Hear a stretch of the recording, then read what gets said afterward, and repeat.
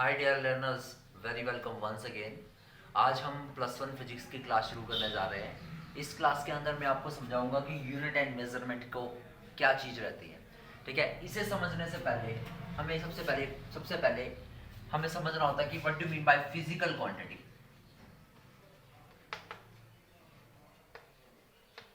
Okay, physical quantity. अब physical quantity क्या चीज़ है? फिजिकल क्वांटिटी वो होती है जिसमें हम डायरेक्ट और इनडायरेक्ट मेथड का इस्तेमाल करते हैं किसी चीज को मेजरमेंट करने में। डायरेक्ट एंड इनडायरेक्ट मेथड या फिजिक्स के लॉज का इस्तेमाल करते हैं किसी चीज की मेजरमेंट करने के लिए। मैं आपसे एक करता हूँ। बात यह है कि हम एग्जांपल लेते हैं कि हम मार्केट जाते हैं। ठीक है, मार्केट में हम सामान खरीदते हैं तो उसमें आप बोलते हैं 2 किलो चीनी दे दे, 2 किलो आलू दे दो, 2 किलो प्याज दे दो। तो वो क्या है? उसका वेट है। ठीक है, उसका कुछ बार है जिसको वो मेजर कर रहा है।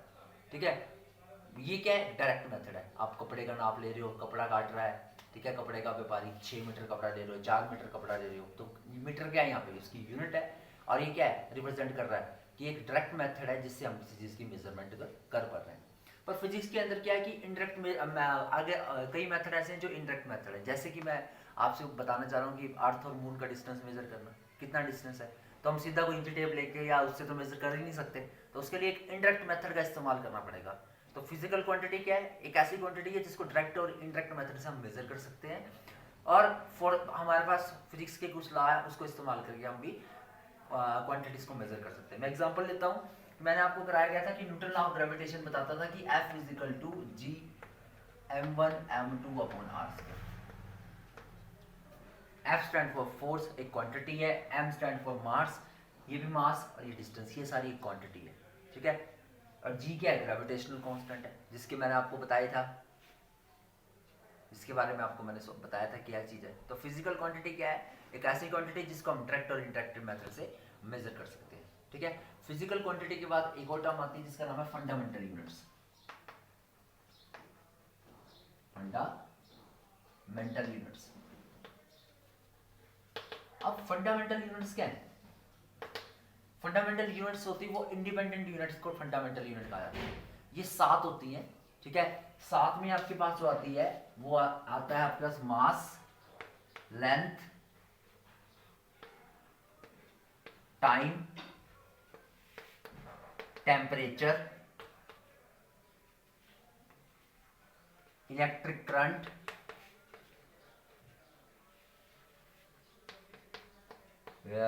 Luminous intensity,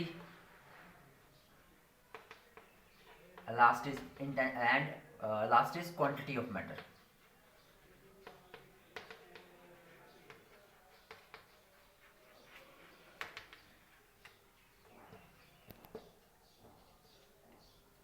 Okay, there are 7 fundamental units: mass, length, time, temperature, electric current, luminous intensity and quantity of matter. मास की यूनिट मैंने आपको, जैसे आपने 9th क्लास में पढ़ा होगा, केजी रहती है, तो वो उसकी यूनिट है। लेंथ की मीटर, टाइम की सेकंड, टेम्परेचर की केल्विन, इलेक्ट्रिक करंट की एम्पियर, लुमिनस इंटेंसिटी, ये नई चीज है आपके लिए, इसकी यूनिट रहती है कैंडेला, और क्वांटिटी ऑफ मैटर की क्या रहती है? मोल। ये आपने केमिस्ट्री में पढ़ा हुआ है। तो ये 7 यूनिट है, ये इंडिपेंडेंट यूनिट होती है जिसपे हम क्या करते हैं? फर्दर ड्राइव यूनिट्स पर जिसपे हम काम करते हैं। फर्दर आपके पास क्या होता है? 2 और यूनिट होते हैं, सप्लीमेंट्री यूनिट होती है, जिसे प्लेन एंगल और सॉलिड एंगल कहा जाता है। ठीक है, प्लेन एंगल क्या रहता है, सॉलिड एंगल क्या रहता है, वो हम नेक्स्ट वीडियो में एक्सप्लेन करेंगे। उससे पहले मैं आपको ये एक्सप्लेन कर देता हूँ कि प्लेन एंगल की यूनिट रेडियन रहती है और सॉलिड एंगल की यूनिट स्ट्री रेडियन रहती है। ठीक है, ये आ गया हमारे पास, फंडामेंटल यूनिट का कंसेप्ट हमारे पास आ गया। इसके बाद हमने क्या करना है कि ड्राइव यूनिट क्या होती है। अब ये सब तो फंडामेंटल यूनिट्स आ गई। अब इन सब का इस्तेमाल करके जिस यूनिट को ड्राइव किया उसे हम क्या बोलते हैं? ड्राइव यूनिट्स कहा जाता है। मैं एग्जांपल लेता हूं। आपने 9th क्लास में पढ़ा होगा कि स्पीड क्या होता है। हम बात कर रहे हैं ड्राइव यूनिट्स की।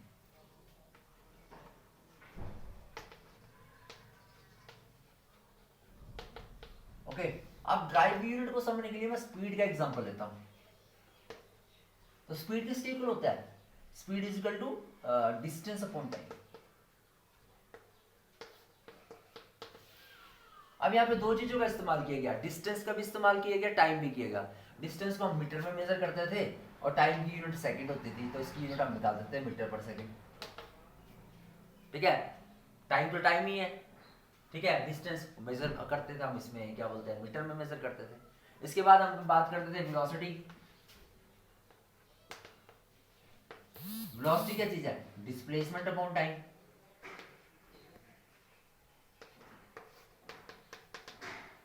डिस्प्लेसमेंट को भी मीटर में मेजर करते हैं, अगेन मीटर पर सेकंड। ओके, उसके बाद हम और क्वांटिटी को इस्तेमाल करते हैं from the Newton second law, आप 9th क्लास में पढ़े हो, F इक्वल टू m में। इसमें भी दो क्वांटिटीज आ गई, तो ये भी ड्राइव यूनिट में कंसीडर होगा। तो m मास की kg।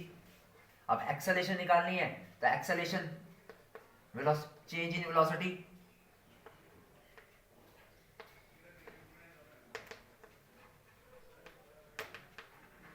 Upon change in time या total time upon time. Velocity की यूनिट क्या थी, मीटर पर सेकंड अपॉन सेकंड, तो क्या यूनिट होगी, मीटर पर सेकंड इनवर्स स्क्वायर। तो इसकी यूनिट क्या जाएगी, मीटर पर सेकंड इनवर्स स्क्वायर।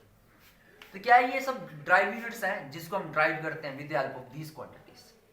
ठीक है, अब इन सारे टॉपिक से आपको क्या पता लगा कि भाई यूनिट क्या चीज है। यूनिट क्या चीज है भाई, मैं आपसे पूछता हूँ यूनिट क्या चीज है। यूनिट है जो किसी की क्या बताता है, किसी की क्वांटिटी के बारे में समझाता है, कितना मीटर ने डिस्टेंस कवर किया, कितना टाइम लगा सेकंड में, ठीक है, कितना किलोमीटर वो जा रहा है, ये सब यूनिट है। अब हमने क्या पढ़ा, what do mean by physical quantity, direct indirect method से हम मेजर करते हैं या फिजिक्स क्लास में मेजर करते हैं। और व्हाट इज फंडामेंटल यूनिट, आपको बता दी 7 फंडामेंटल यूनिट्स होती हैं। And what is drive unit, उन सब का इस्तेमाल करके हमने जो ड्राइव किया वो यूनिट्स रहती हैं।